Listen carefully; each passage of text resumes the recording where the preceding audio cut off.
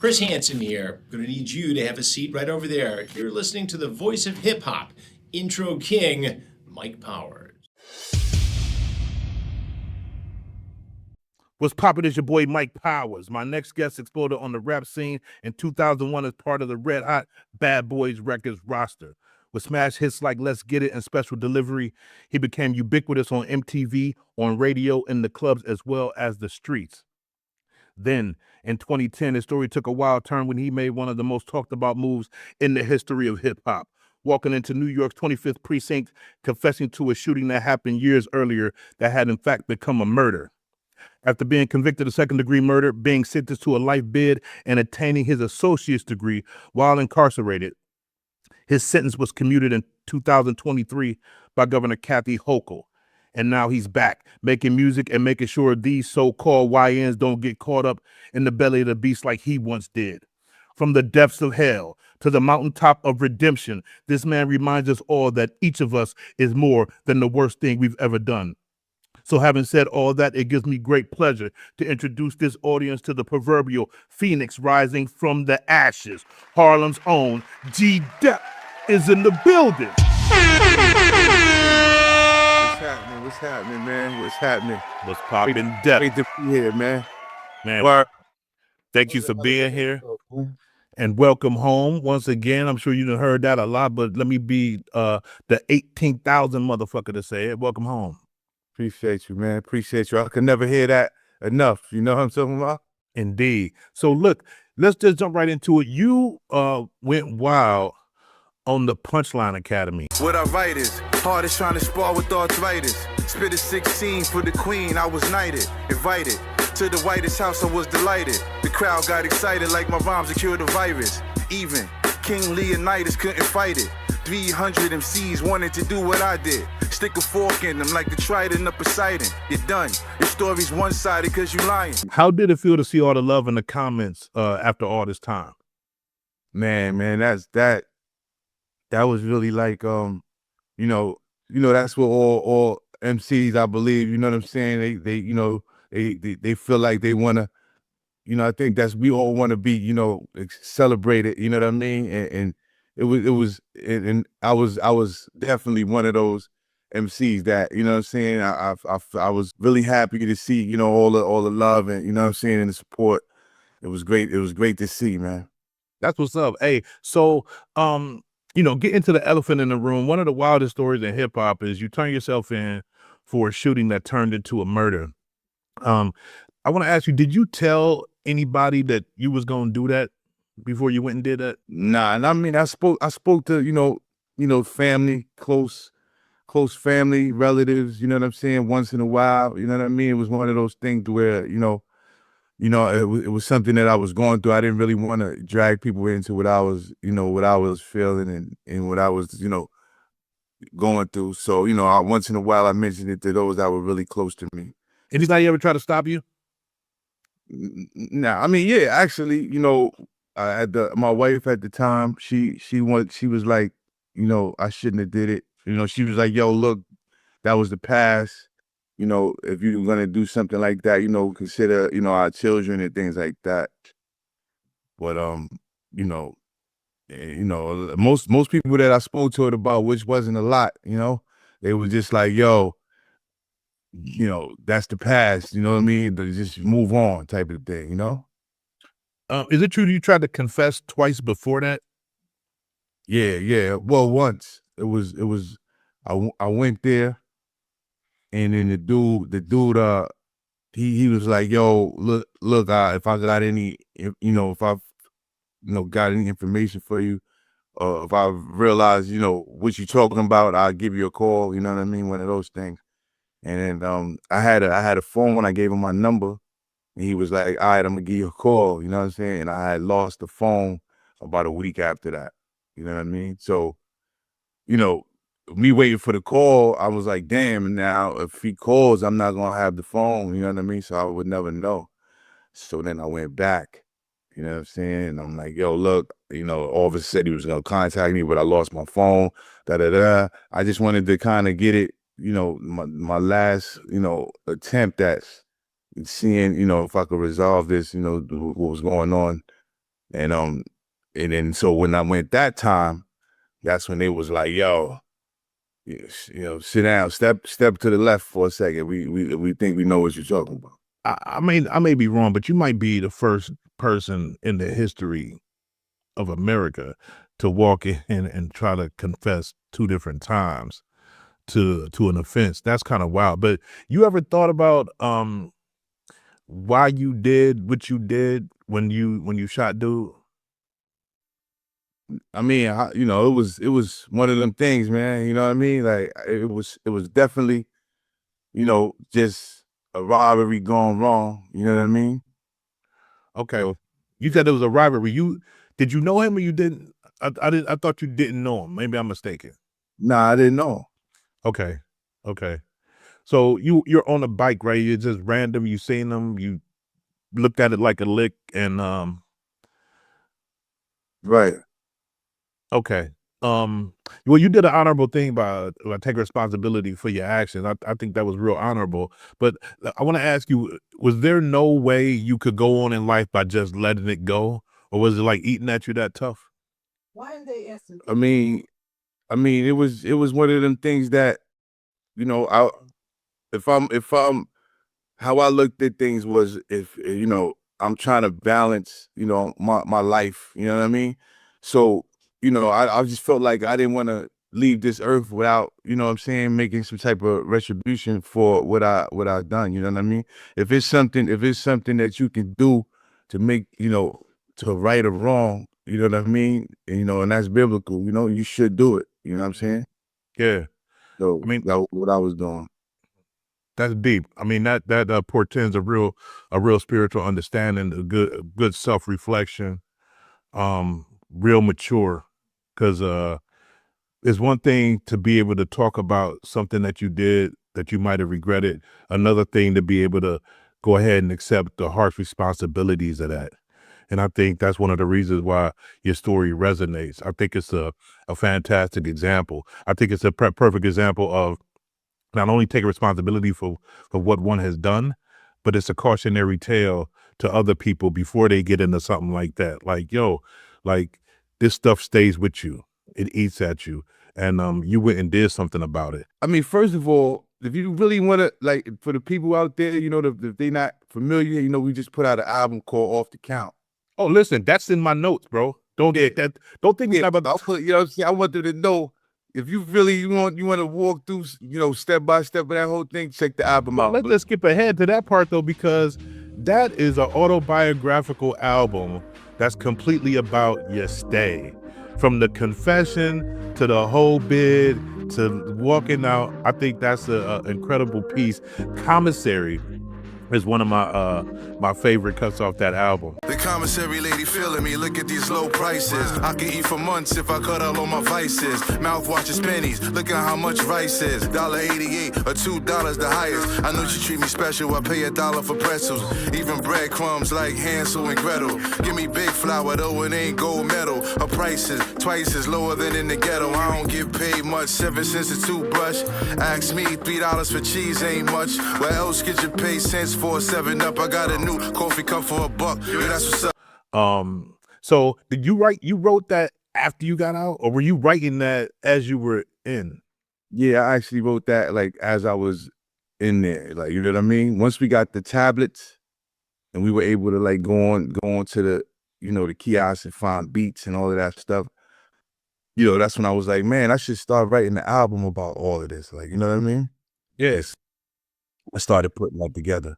For people that's like ever been down, it's like so vivid, right? It's like step by step, moment by moment kind of thing. Especially when you talk about commissary, you talk about the prices, you talk about you forgot to mark off certain things on the Right. list, but hungry.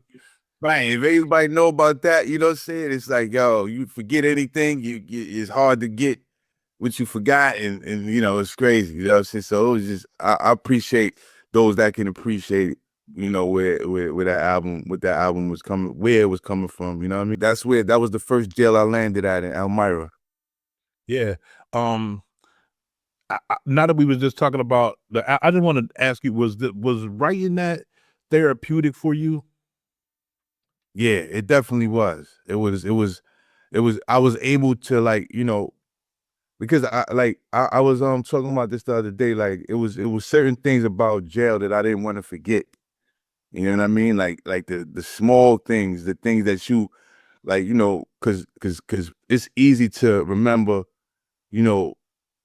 like the good times, or you try to remember, what got you through and all of that. But like, I really wanted to remember those times that I really hated, or I really understood the disadvantage of being in jail. You know what I'm saying? Even though, people think jail and just jail was a disadvantage, you know what I mean? But, it was certain things about jail that really make you understand that you shouldn't be there. You know what I'm saying? Yeah. And I know you got an associate's degree when you was in there. Yeah. So they had the school program, because I know some prisons is like taking out those kind of programs. When you attain that associate's degree, what did that mean to you on the inside when you achieved that? I mean, it meant the world. Be like, I was, it was something that I needed to do. I thought I should have done when I was younger. You know what I mean? Like, it's kind of like, it was like full circle almost. Like, I dropped out of college, and then all of this stuff happened. You know what I mean? Yeah. You know what I'm saying? And then, and to turn around, all of that stuff that did happen caused me to be somewhere to get my degree again. You know what I mean? So it was like kind of full circle, So Sometimes you accomplish the most sometimes when you're made to just sit down and be quiet. And it's like, now you're not able to go outside and be in the streets or just be on the phone all the time. You got time on your hands, so you're using it, wisely. right. You know what I mean? And you got married while you were inside, is that correct? Yeah, I got remarried. Yep. I got divorced, and then, I met my wife that I'm with now. Okay. And how did you and your current wife meet? Well, we met a long time ago, actually. Like, maybe in about 2009 or something like that. Like, I was out of town at a club performing, and I seen her, you know, and she caught my eye then. I tell her this story, and she really would be like, it was a bunch of girls in there. You don't remember me. But I described that. She was like, wow, so, in late years later, a friend of mine, actually my aunt had a Facebook page, and, she used to talk about, clemency. When I was locked up, this was 2015, around 14, 15, she had a page, and she was like, yo, look, this my nephew, she used to just talk about, platform, we're trying to get him clemency and all of that. And my other bro, Lata, shout out to him, he's from that same town where she's from. And, he chimed in, and and she also chimed in, like, yo, tell him, hold his head. And, she just, tried to, she just wanted to support me. And, just that's just how she is.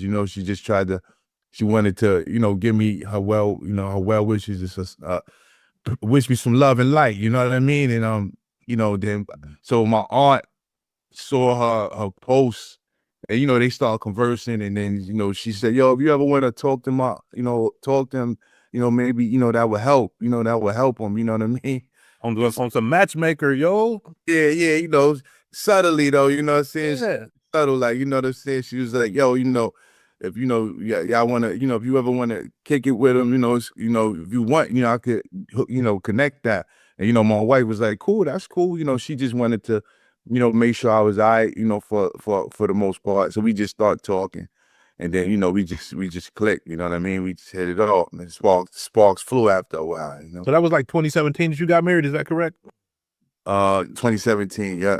Okay. Did she come to the prison to get married in person? Yeah, they got to come by. It's a whole little process, man, Yeah. That's what's up though. And so when you came out, you had that your better half, so to speak. You know what I mean? And somebody to kind of decompress with.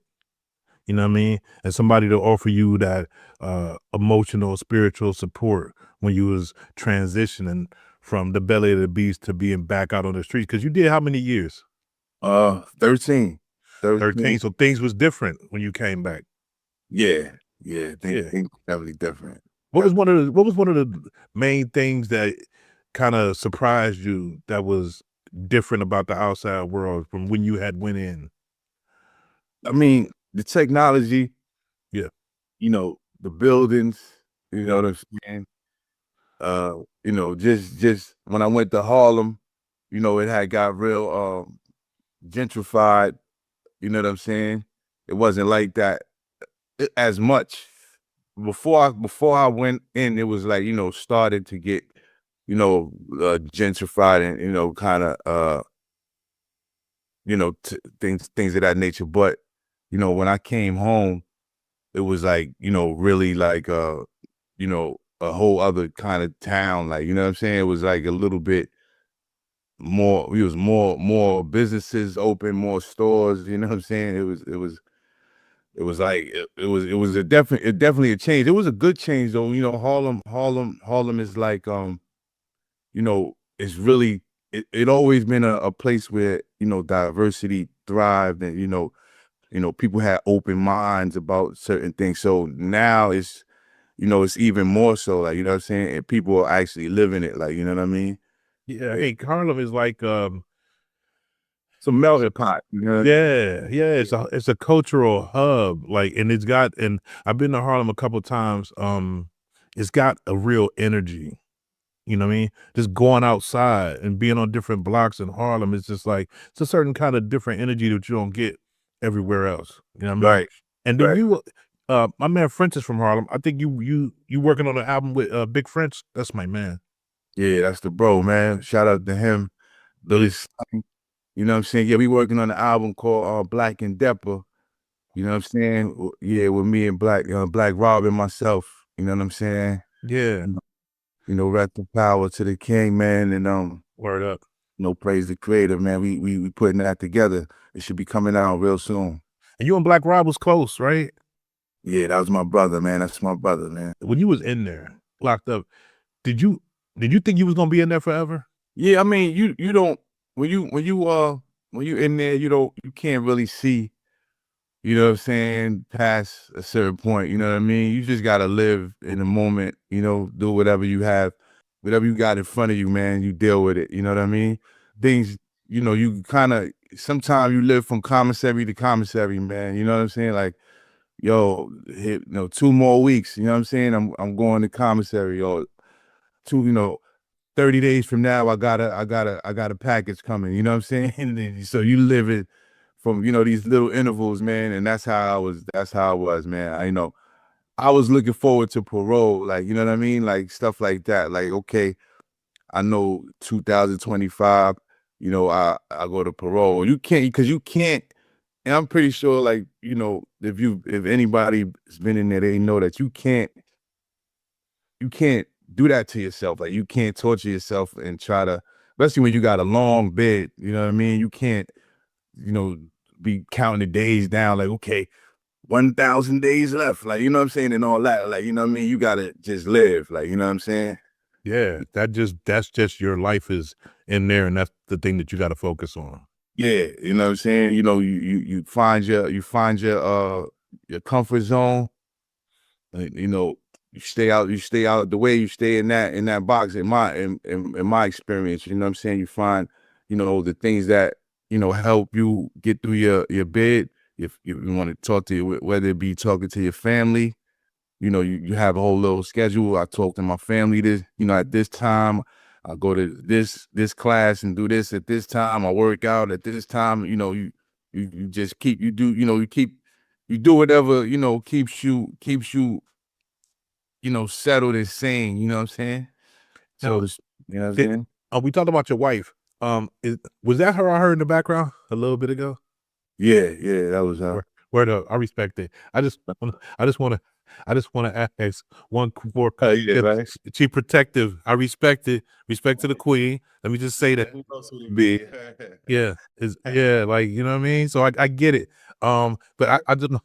I want to ask one more question about this with all due respect. I just wanted to, because this question was on my mind. Right. Because I know that you did the right thing. You talked about what you did. Have you been able to forgive yourself? I mean, I think that's always an ongoing thing. I think you know, especially, you know, when you do something to that effect, you know what I mean? Like, you know, it's a lifelong process, you know what I mean? I definitely forgave myself more so now these days, you know what I mean? Yeah. Like, no, And I no, know that you was working with the youth when you came. Are you still working with the youth, talking to them? yeah, I still work with Scan Harbor, you know what I mean? At the you know, they have like various, you know, centers that, you know, especially in Harlem and in the Bronx. So I go to, excuse me, at least 4 of them, and you know, I mentor, so to speak. I really engineer for the kids, because most of the centers have like a studio in them.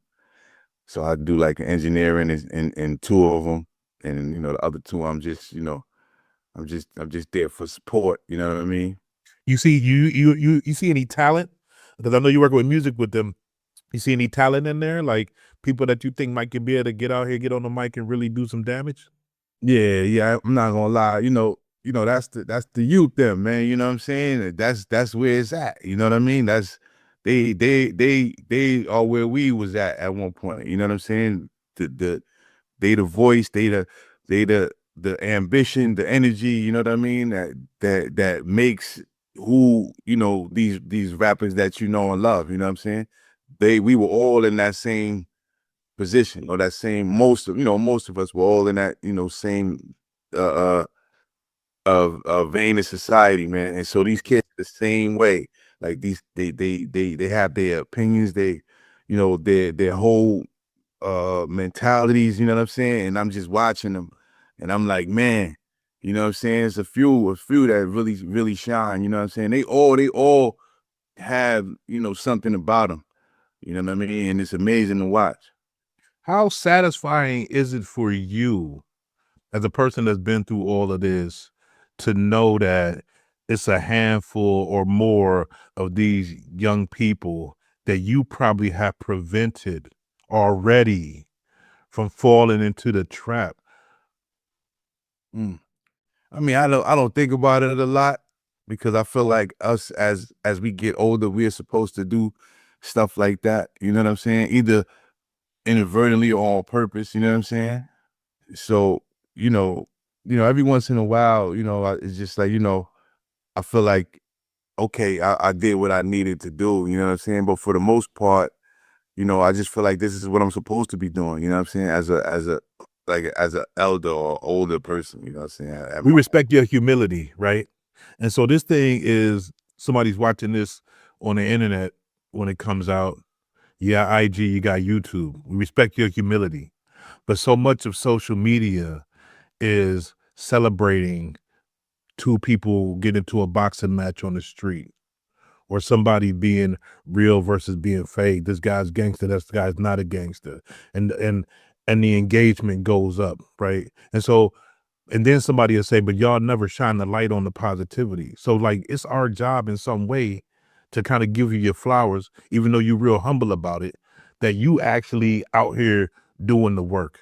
You know what I mean? Like you said, you wanted to get involved and help the young people, and that's what you're doing. So let me just give you your flowers for doing that. Because I think it's important.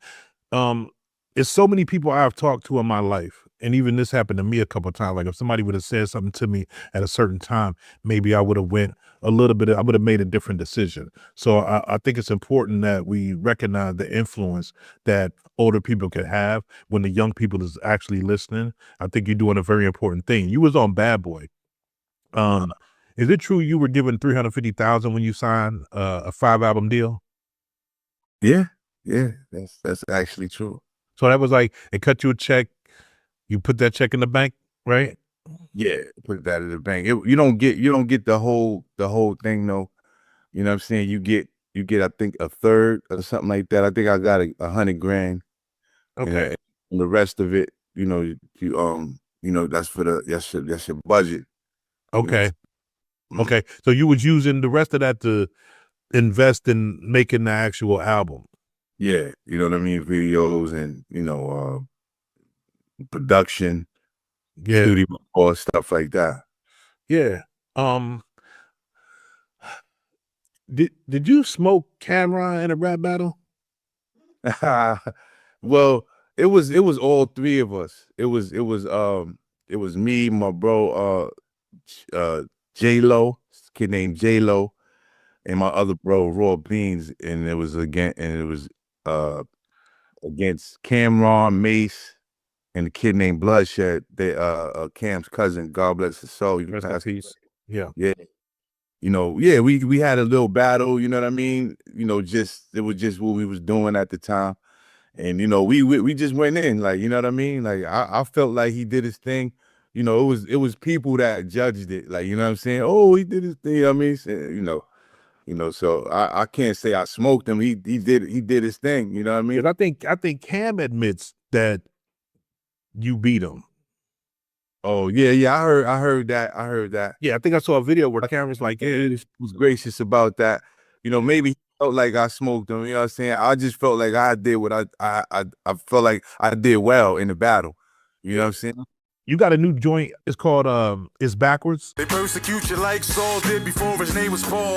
It's the same way today, it didn't change at all. They know your name, but they don't feel your pain at all. They know not what they do, or they just think it's small. It takes a whole lot of energy to do nothing. What you pumping now, you never went to school or nothing. You want to pass school judgment, well, they want to see me crawl under a rock, but I've been under a lot of pressure. You wasn't. You can't compare the phantom gears that's standing clear on them new school buses. You bugging, see what was forsaken is what the Lord gave us. Mistakes, we all made them. The media storm came and just take my quarter Raymond and give it to Scorsese. The Lord giveth and the Lord taketh. Y'all crazy. Yeah, that's off the count album. Off the count. Yeah. On that, I might have heard it wrong. Is there a part in that song in one of the verses where you say, "Where the hell was Diddy at?" or no? Nah, I just said I said where the hell was they at? Okay. Okay. Yeah. Okay. All right.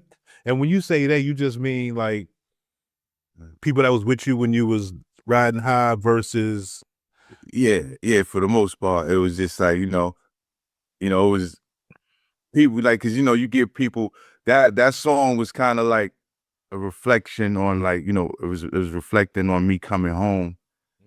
You got, when you come home, everybody's, yo, you should do this, or yo, or they come, people come out the woodwork, and it was just like, yo, where was y'all at? You know what I'm saying? When I, here and there, you know what I'm saying? So, that's what that was about, you know what I mean?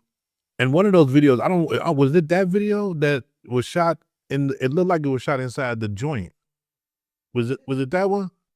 Or was it another joint? That was a video called Bandits. Bandits, that's another joint that's out right now. Yeah. Okay. Wait a minute. So was that actually shot? You went inside the joint to shoot that? Because it looked like a real live joint from the video. Yeah. That was kind of just, movie magic. You heard? Like, you know what I mean? We had to, you know what I'm saying? We had to make that happen. You heard? That shit look authentic as I was like, bro, wait a minute. I'm like, I see the yard, you know what I mean?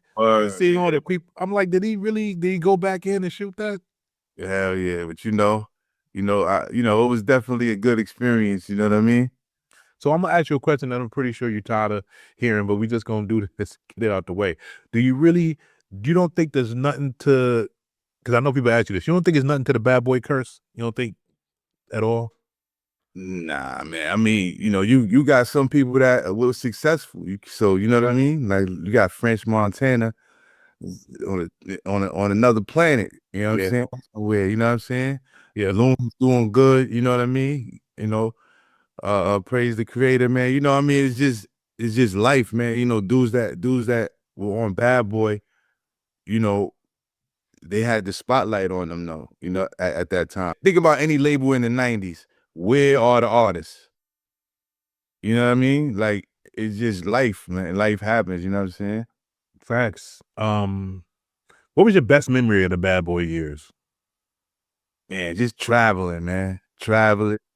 we was everywhere, like, you know what I'm saying? Going down to Miami, just renting mopeds and, living that, just, really, really free, uh, independent, the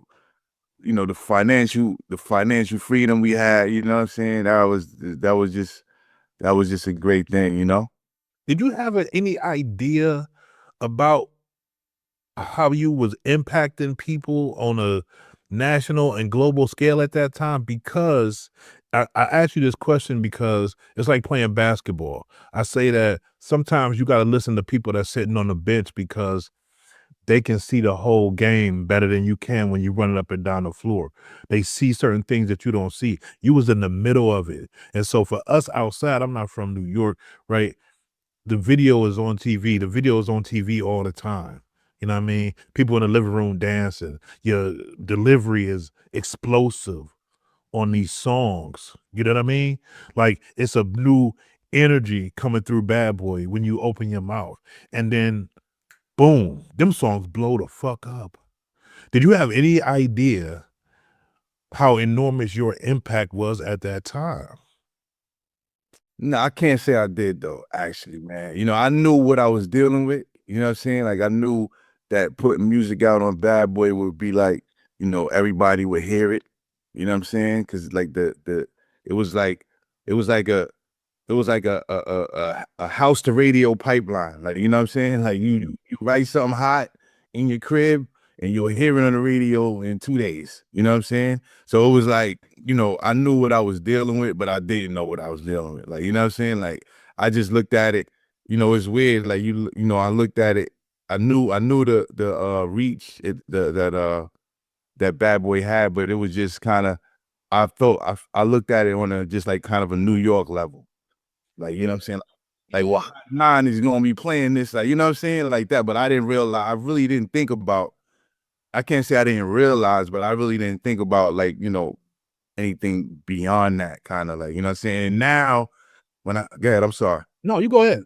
No, I was gonna say, and now, as time went on, and like you start getting royalties and you see like where this stuff is playing at, and you like, wow, this shit was in London. Like, you know what I'm saying? They playing this in Ecuador and you know what I'm saying? And like it was crazy to see stuff like that. Like, wow, like, you know what I mean?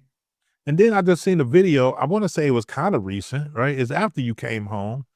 You outside doing one of these songs and the energy from the crowd. This was outside. Like the energy from the crowd is like ridiculous. Like somebody won the fucking Super Bowl. Like put the song on and everybody going crazy. Like somebody had a camera phone. I could barely see you because they was back here, but I could hear you. I could hear you rapping, but the energy is like still like. And when you rapped on that, even back then, bro, when you look at the video and you listen to the song, pardon the imagery, but you rapping like you tearing somebody's face off. Like the hunger is so evident in the delivery of those songs, man.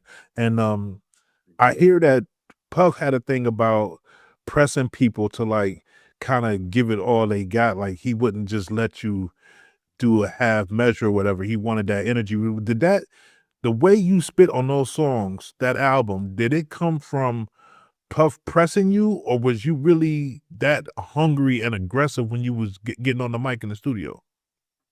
I mean, that it was natural, you know what I'm saying, at that point, because, I think the dynamic of Bad Boy and, watching Puff, that might be what people kind of misunderstand, what if they think about a Bad Boy curse, so to speak. Mhm. Everybody that was on that label, well, obviously, aspired to be like, the stature of Puff. Mhm. You know what I'm saying? The money he had, and just how successful he was. You know what I'm saying? So we were all, I know I was, and I'm pretty sure we all looked at him as the example of what we could be.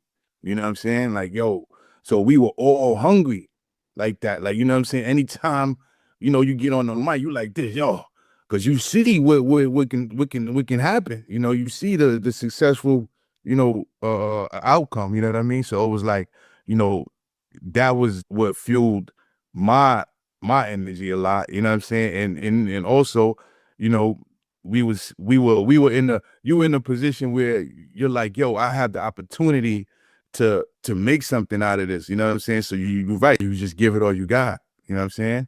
And he's signing off on this stuff, right? So it's not, when you messing with Puff, I'm just imagining, because I've never been in the studio with Puff, right?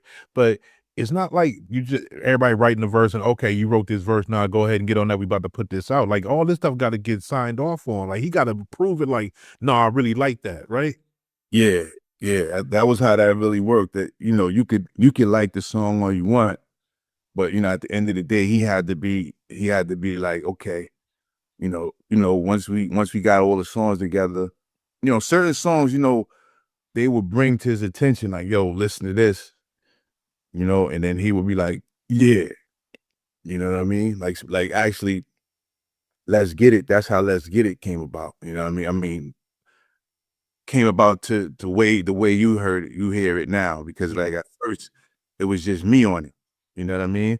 And so, you know, we were so hype about the song, you know what I mean? It was just like, yo, this is crazy. Like, we was riding around with it, like, but it was just my verses on it.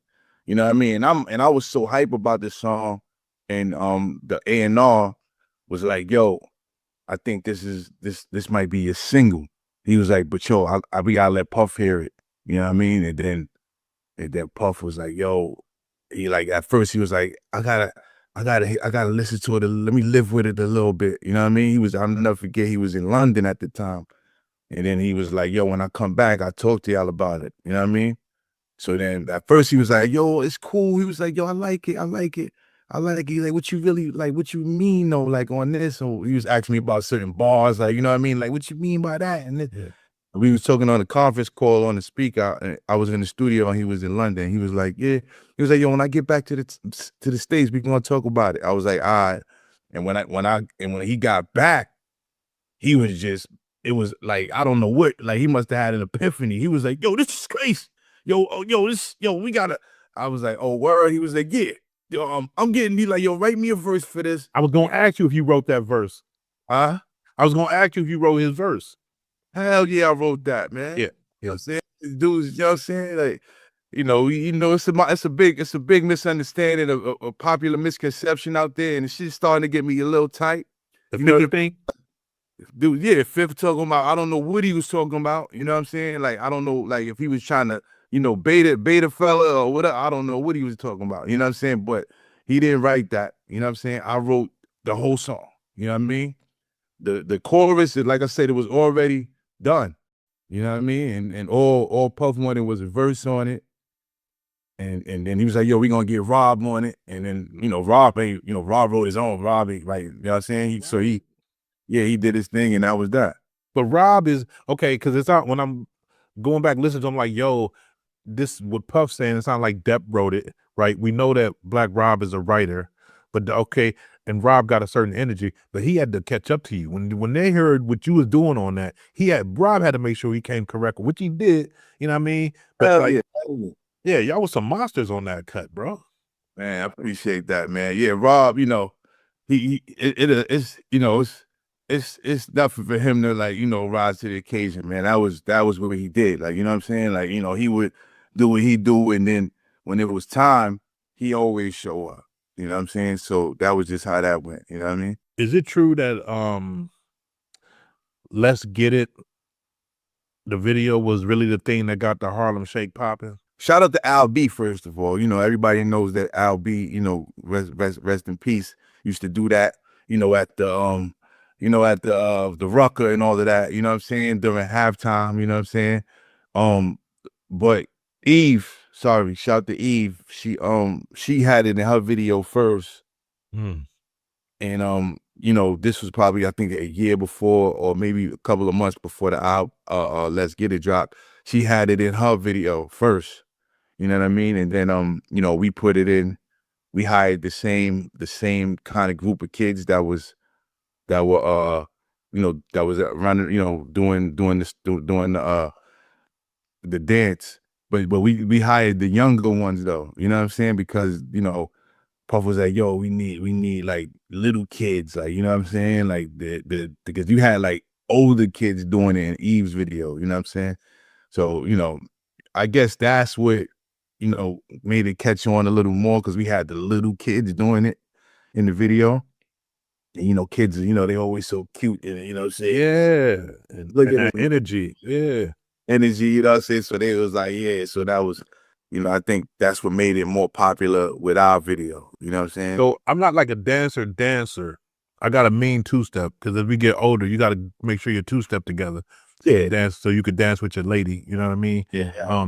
But I mean, Harlem Shake is one of the joints I can actually do it. I probably shouldn't because I'm a little bit fat right now, and that's like, you know, the Harlem Shake is not you don't do that with you if you're fat. I mean, yeah, I mean, I can't do it. I still can't do it. I tried. I did it. I think I did it like one time, like correctly. Like I was on stage, and my cousin just so happened to be with us, and he was like, "Yo, let me get on stage with you." And he got on stage, and then we started singing. We did "Let's Get It," and he started Harlem Shaking. I'm like looking at him like, "Oh shit!" He was actually killing it. Like, so I just kind of like followed what he was doing, and I kind of did it. You know what I mean? But other than that, I can't do it. I probably did I played basketball back in the day, you know what I mean? Nothing like real organized just on the street, but I probably did a Harlem Shake maybe a couple of times when I was playing, but it's a perfect little dance for like they should bring it back to the NBA. Like it's right. After you serve it, you know what I'm saying? Do you you gotta hit the Harlem Shake on that, especially like the Brooklyn Nets, they need to come on, or the Knicks, they need to come on with that. Right. So on Drink Champs, you talked about how Diddy gave all the artists back to publishing. Were you actually able to secure the publishing, or did that go left because of what's going on? What happened with him and the legal troubles? Yeah, that's actually what happened with me. It went left. It was as he did it, I was coming home. You know, I was in the works. I was in the talk with his lawyers at the time, and soon as like maybe about a week after I first got the initial, you know, response, and we was going back and forth for what songs I was gonna get back and all of this stuff, I seen him on the news. You know, they was raiding the mansion. And so I really didn't think that was gonna affect anything too much. I was like, well, you know, you get around that, you know what I'm saying? I mean, it was all speculation, you know what I mean? So nobody really, I didn't think he was gonna get locked up for that. So I was like, okay, you know, we still negotiated a little bit, and then I came home. You know what I'm saying? Like it was like everything happened at the same time. I came and then I got released. And then I was like, okay, you know, I was gonna, you know, follow up with it.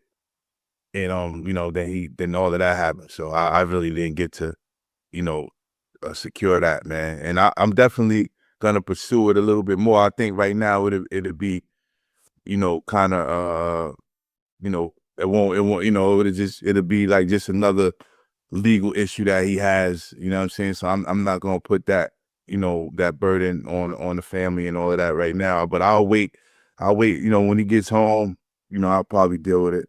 Have a man-to-man conversation with him, you know what I mean, when it's all over with, yeah. You and Aguilar, y'all, I noticed this, y'all got busy on Chicken Feed. Just some G that'll make your heart probably skip a beat. It's some heat, nigga, please, honey gets with me. I get these birds head bobbing like Baskin and Robbins. I can't tell if she a goddess, bro, when you're being honest. I'm just counting my dollars, you dudes is prima donnas. If you ain't down from day one, we don't want you around us. You know, shout to boy, he can spit, he can produce now. Listen, did y'all know each other before you got locked up? Well, I knew Aguilar when he was Adolph days. You know what Yeah. I'm saying? You know, we used to run into each other a lot. We were in the same circles, like, you know, the club circuit, Club New Yorker, Cheetah. Remember that whole little, you know, that whole, well, you know, that whole little, you know, kind of circle down. You know, it was like a little party circuit. Everybody was, you know what I'm saying, being, and I used to see him, you know what I'm saying? But we never really did anything. We used to talk like, yo, we got to get on some joints and things like that, but we never really connected. But when I came home, I did an album release with Digi Wax somewhere. or a showcase, or just we was promoting the album. And he was there. We was just like, yo, remember this, remember that. And then we just started clicking. And then, so that's how we got that done. That dude, I think, is, I mean, I know real hip hop heads, they respect him, they know what he about. I just think across the larger hip hop landscape, I think he's underrated. I think that guy is a monster. You know what I mean? On the boards and on the mic, he's a monster. Yeah, he's one of them natural talents too. Like, you know what I'm saying? It's just like, you can try to do something, but it's like that's just what he do. Like, you know what I mean? Yeah. Shout out to him. Yeah. Hell yeah. Every time he drops something, it's like a smack in the mouth. So I'm like, God damn, I'm like, this dude still. Like, dude, this dude be missing? Because it's like this random shit I end up finding. Point. Yeah, it's just like, it's what he do. Like, you know what I mean? Yeah, he's Steph Curry with it, as far as I'm concerned. You've talked about this in the past, how you had problems with drugs. Do you remember how you initially got mixed up in that? I mean, it was just one of them things, man. I was in the street, you know what I mean? And that's something that, I like to touch on with when I deal with a lot of brothers these days. Like, I didn't understand that, when I got on, that I became a businessman and a business. You know what I mean? And, the quicker you understand that your path is not the same as everyone that you're around, the better you'll be for it. Like, you know what I'm saying? And I didn't understand that. I was still trying to be in the hood. I'm like, I'm still smoking weed in the car. I got a $50,000 car in the middle of the hood, smoking weed, just chilling, like writing rhymes in the car. Like, go home. You know what I'm saying? Go home. I got a townhouse in Jersey. I'm in the hood. You know what I'm saying? Just writing rhymes in the car. You know what I'm saying? You know what I'm saying? So like, you gotta really, so me, I say that to say, like, you just being, I'm just in the hood too much, just still participating in things that I no need to be, involved in. And I just one day I just said, yo, let me hit that. You know what I mean? And then I just was like, I felt like it made me really check out the way I wanted to check out. Yeah. So I was like, okay, this is it for me. You know what I mean? Yeah. Yeah. So and then I just got caught up with it. You know what I mean? But it was one of them things though that it was a physical addiction, but it was also a mental addiction for me as well. You know what I mean? Yeah. Thank you for being transparent and talking about that. When you got out, were you, or did anybody ever say to you, or did you feel like you were still institutionalized once you got out? There's a mindset when you come out where people say, yo, you're still institutionalized because we kind of behave in a way like we still locked up. Did you feel that you was coming off of that and you had to readjust to be de-institutionalized? I think it's a lot of ways you could be institutionalized. You know what I'm saying? I did, some things I was institutionalized. I could say I had some remnants of the institution when I came home. You know what I mean? Like, I think everybody's different. You know what I'm saying? Everybody brings different elements of that experience. You know what I'm saying? I brought back, I think, and me and my wife talked about it. Like, I brought back a little bit of aggression. You know what I'm saying? Mm. Like, I was kind of like, when you're in jail, you don't really interact unless you either on defense, or you trying to, or you just, you always have to, hold your square in jail. You know what I'm saying? Like, you always have to, you don't want to open, too many doors. You know what I'm saying? You try to just be a little, you kind of not antisocial, but you really don't, kind of extend yourself. You know what I'm saying? So when I came home, I had to kind of, dial it down a little bit. I kind of had to relax a little bit more. You know what I'm saying?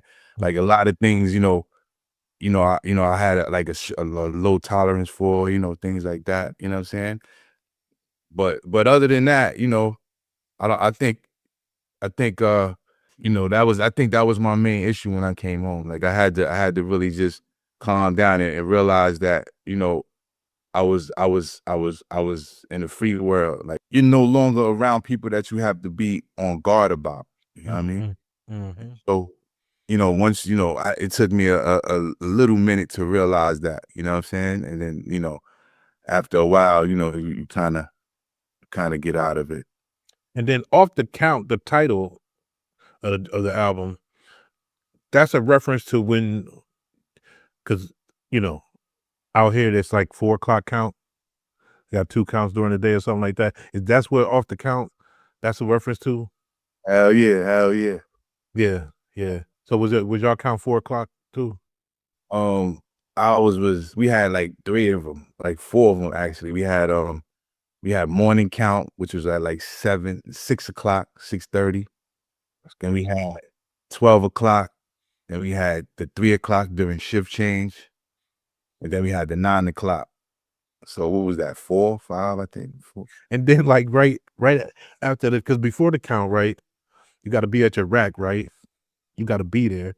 You got to be on your rack. You waiting on the count because it's like either you got to get to the microwave, right at the count, or there's gonna be a bum rush for the bathroom, right? Right. Stuff like that, or it's time to go outside for rec. Exactly. Yeah. Exactly. Um. But I'm on my bad. I'm sorry. Oh, go ahead. I was just gonna say, so they used to say that, when they came in